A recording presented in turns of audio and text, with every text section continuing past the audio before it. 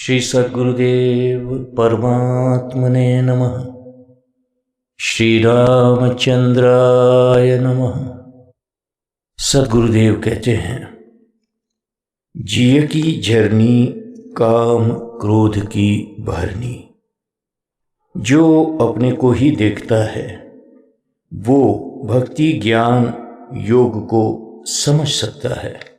केवल वाचक ज्ञानी बने रहने से कोई फायदा नहीं है। राग द्वेष करना तो बहुत सरल सुगम है, इसलिए तो सब कोई कर रहे हैं। सहज रूप में किसी को परिश्रम नहीं पहुंचता है, परंतु राग द्वेष मिटाने में भारी परिश्रम उठाना पड़ता है। तो परिश्रम बिनु कौन करे? परिश्रम में धैर्य और वीरता दोनों चाहिए। तो संसार का ये बड़ा पैराडॉक्स है, विडंबना है, कन्फ्यूजन है।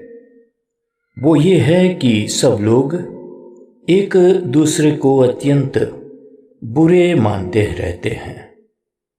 एक समझता है दूसरा मेरा दुश्मन है, तो दूसरा समझता है कि वो तीसरा मेरा दुश्मन है, और तीसरा कोई चौथे को ही अपने दुख आपत्ति का कारण समझता है।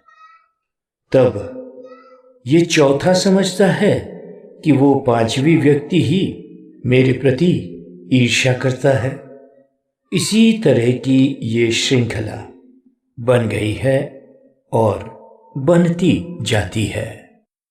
अपनी अपनी परिधि में यानी दायरे में परस्पर में एक दूसरे के प्रति शत्रुत्व की, तेजो द्वेष की भावना से सबके चित्त में उद्वेग और क्षोभ बने हैं। किसी के भी हृदय में शीतलता, आह्लाद नहीं है। इसी दशा को गोस्वामी जी ने जिय की झरनी कही है। राम नाम के जपे जाई जिय की झरनी।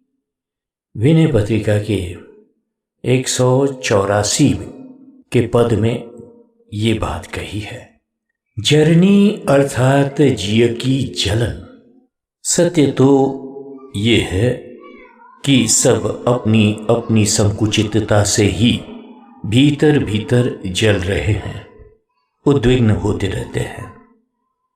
जब मैं कहता हूं कि उदारता रखो और त्याग करो, तब फौरन कहते हैं कि बापू ऐसा कैसे किया जाए, जबकि वह हमारे साथ में इतनी दुश्मनी बरतता है। देखो भाई, तुम्हारी सब बातें मैं बराबर सुनता आया हूं और समझता भी हूं।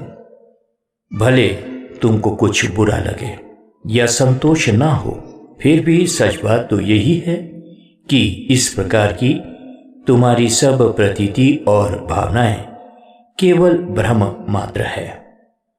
हम कटुता का अनुभव करते हैं तो हमारी दृष्टि व वृत्ति भी कटुता पर ही पहुंचती है। ऐसी परिस्थिति में यदि थोड़ा भी प्रतिकार की संकुचित वृत्ति से मन को ऊपर उठाओगे तो फौरन पता चलेगा कि इस संसार में कहीं भी प्रेम का अभाव नहीं है। अपनी संकुचित वृत्तियों के ऊपर उठकर तुम प्रेम की दृष्टि से सर्वत्र देखोगे तो सर्वत्र तुमको प्रेम का दर्शन व अनुभव अवश्य होने लगेगा। मैं दावे के साथ कह सकता हूं कि फिर तुम्हारे अनुभव में आएगा कि बिल्कुल अपरिचित व्यक्ति भी तुम्हारे तरफ प्रेम व आदर भाव रखती है।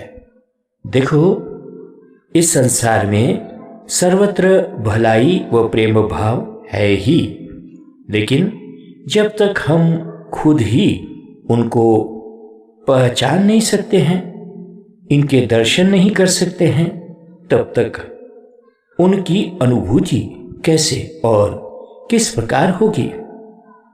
इस चराचर विश्व में सर्वत्र कण कण में प्रेम और संवाद है।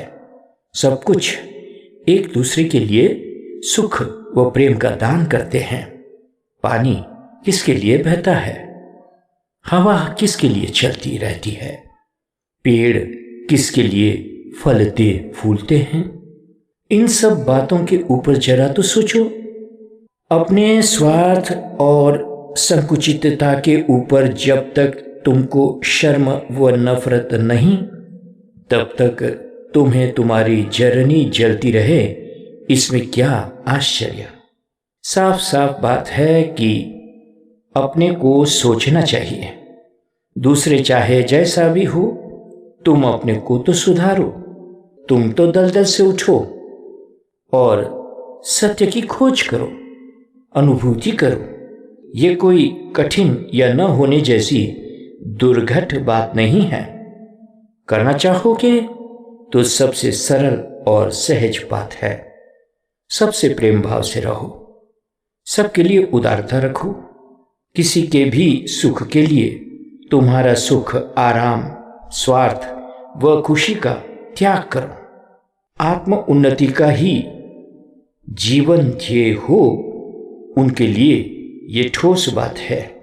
बिना इनके कभी कुछ होने वाला नहीं है। जय सिया राम, जय सद्गुरुदेव।